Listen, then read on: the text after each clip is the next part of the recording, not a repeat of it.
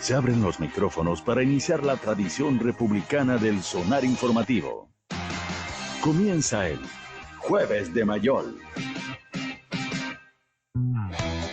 Son las 8:35, estamos de regreso y está ya con nosotros don Alberto Mayol desde las Españas. ¿Cómo está? ¿Está en la España o no? ¿Estás dándote una vuelta? Sí, por supuesto. Sí. Ah, Sí. Sí, ¿Qué tal, hasta ahí. ¿Qué tal? ¿Cómo estás?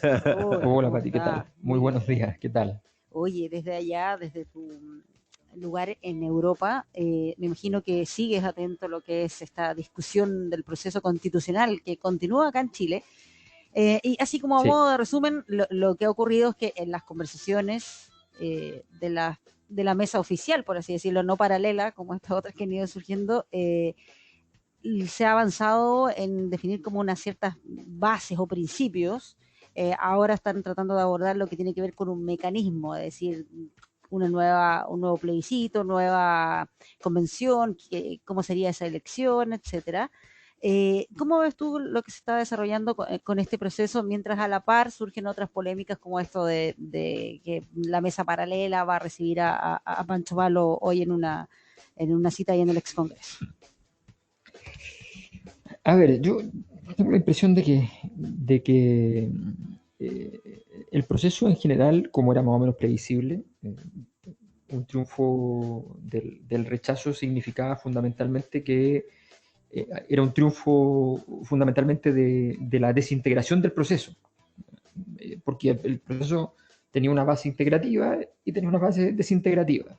Y lo que triunfó allí, el proceso decía claramente que en el fondo terminaba el proceso si es que se rechazaba y se volvía atrás a la constitución del 80, pero todos saben que no se puede hacer eso porque tampoco es lo que la gente quiere, entonces hay que hacer otra cosa, pero esa otra cosa no está definida y tienes que abrir ahora un proceso que no tiene la cosa fundamental de todos los procesos constitucionales en todas partes del mundo, y es la épica de refundar, de reiniciar de una sociedad.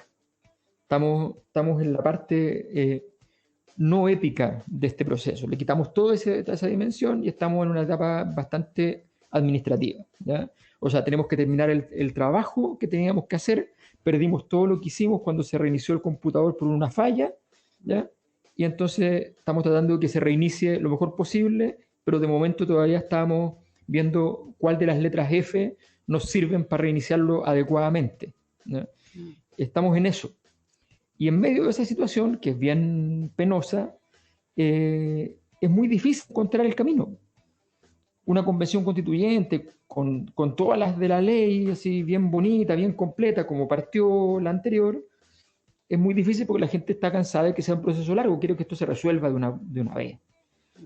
Ni hablar a aquellos que proponen, más por maldad que por otra cosa, partir de nuevo con un plebiscito de entrada.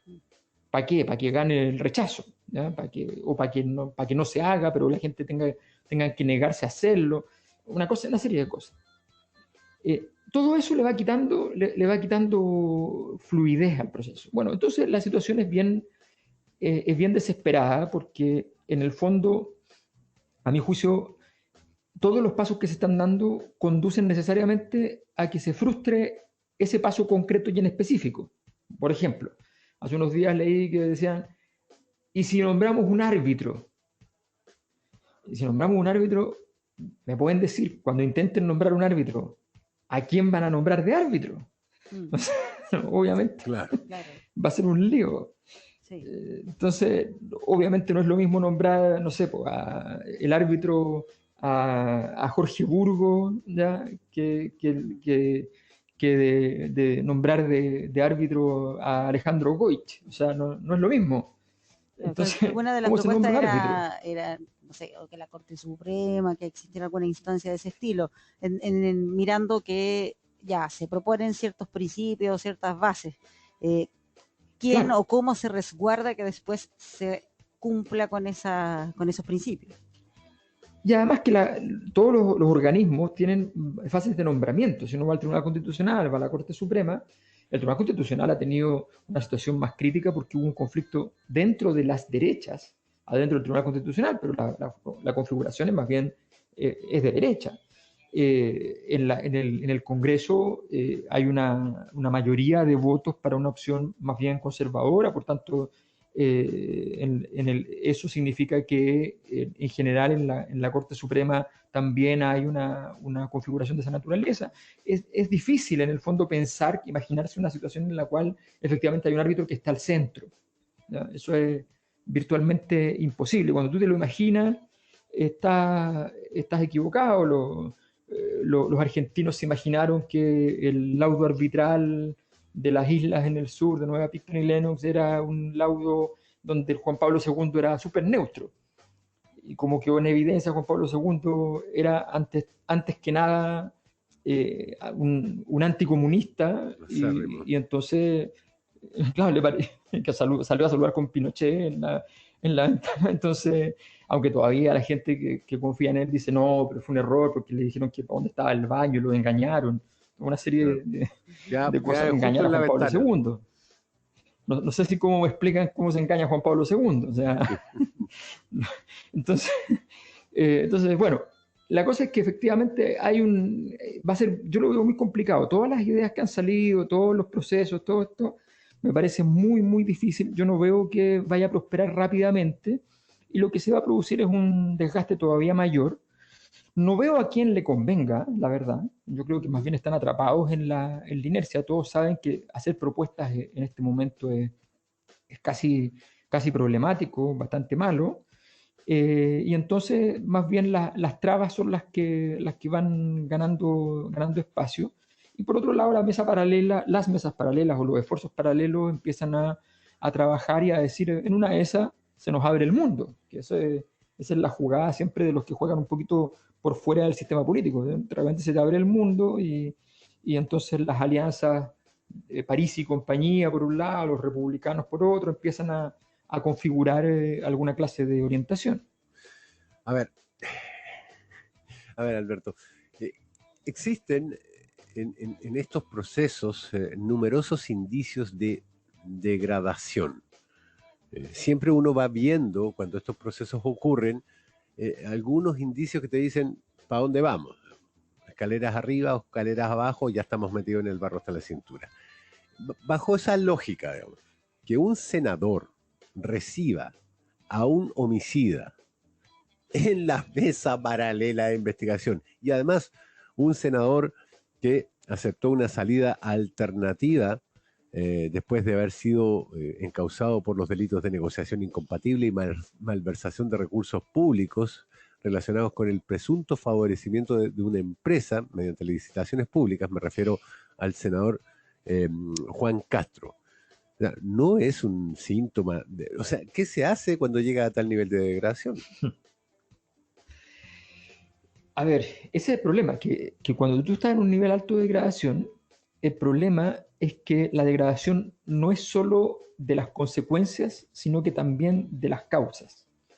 Entonces, para decirlo de alguna manera, no hay sujeto capaz de actuar para evitar la degradación, y todos los caminos de acción de los sujetos en ese espacio son los más fáciles, por lo menos, de caminar.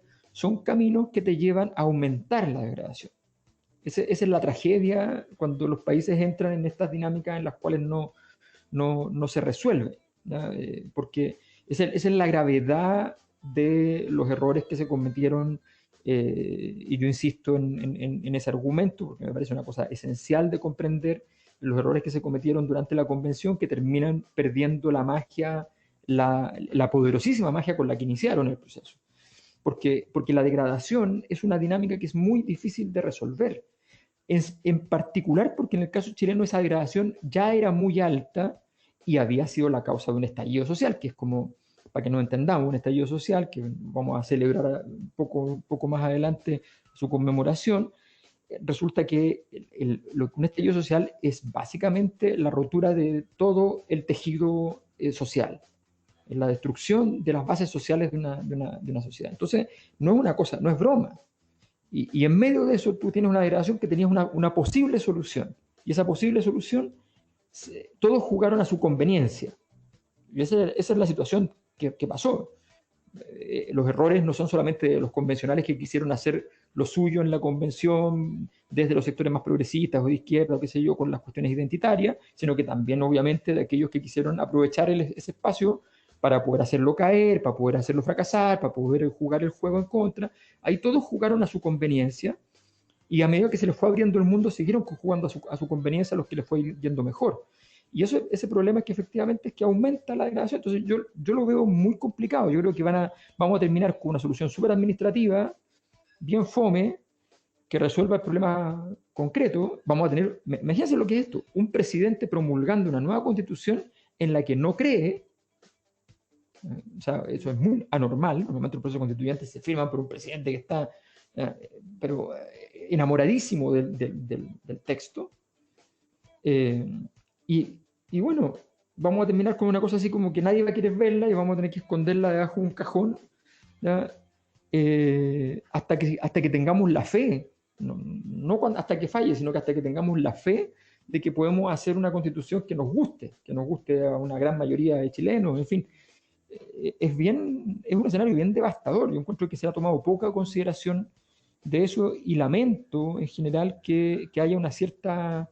un cierto juego de negociación pura y dura, que la entiendo porque la política es así, pero esta cosa de jugar el juego así con los detallitos, de que si me pasáis el TPP-11, entonces claro, yo no sé qué cosa, bueno, es bien duro. Sí, estaba leyendo esa entrevista que dio el ex vicepresidente de la Convención, Jaime Baza, donde él dice que el plebiscito demostró que por ahora no hay posibilidad para una constitución transformadora, tampoco para un texto gato pardo que cambie unas 4 cosas y el resto siga más o menos igual, porque las condiciones que generaron malestar siguen.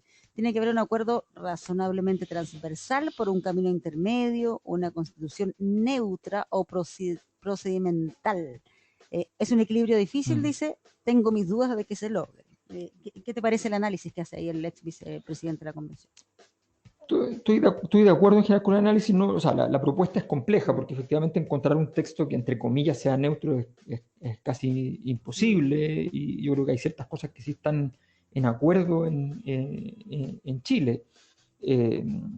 Así es que en ese sentido, hoy día salió la van a hablar seguramente, ustedes tienen a Axel allí, a Axel Callis, que sacó su encuesta y en su última encuesta sale el tema de que la mayor parte de la gente, cuando habla del estallido social, el 85% de la gente considera que todavía están vigentes los problemas sociales que le dieron origen, y solo el 2% considera que esos problemas que dieron origen tienen que ver con los temas identitarios, que fueron los temas más importantes de la convención, claro, en términos del debate público. Entonces, imagínate lo que significa esa distorsión. Yo estoy relativamente de acuerdo con Jaime Baza. Ahora, yo considero que quienes estuvieron en la convención y que tuvieron un rol importante, pero en general los que estuvieron en la convención, y perdón que lo diga de esta manera, porque excede los derechos del analista, digamos, pero creo que es fundamental que un día se pongan frente a un micrófono, frente a una cámara, qué sé yo, y digan una cuestión súper simple: perdón, tuvimos una oportunidad histórica de hacer algo muy importante para Chile y lo hicimos mal, o no lo tomamos suficientemente en serio, o lo tomamos muy en serio pero lo hicimos mal y punto, lo que sea, pero perdón, ¿no? Porque yo creo que por ahí parte el asunto. Eso, si hubiese ocurrido, yo creo, durante la convención, durante el proceso, durante el final del proceso, habría sido bastante reparatorio para mucha gente que sintió que efectivamente había una oportunidad que se estaba desaprovechando. Y esa sensación de un país que desaprovecha su oportunidad, yo creo que es lo que está detrás de la sensación de agotamiento, de crisis, de rabia, de desolación que se ha producido en Chile en el último tiempo. Y eso es como cuando se corta el elástico y tú decís, ya, bueno, ¿qué le vamos a hacer? Que pase lo que pase. Y eso es un llamado a la pérdida de normas, y eso es un llamado a una serie de situaciones que son bien desagradables. Muy bien. Quedamos con este optimista panorama. Sí, me imagino. Yo también quedé súper... No importa. Sí. No importa. Pero como dijo una exmandataria, cada día puede ser peor. No nos olvidemos de eso. Yo soy un optimista con experiencia. Digamos. Muy bien. Un abrazo, Alberto. Muchas gracias. Muy bien. Chao, chao. Que esté muy bien. Chao, chao.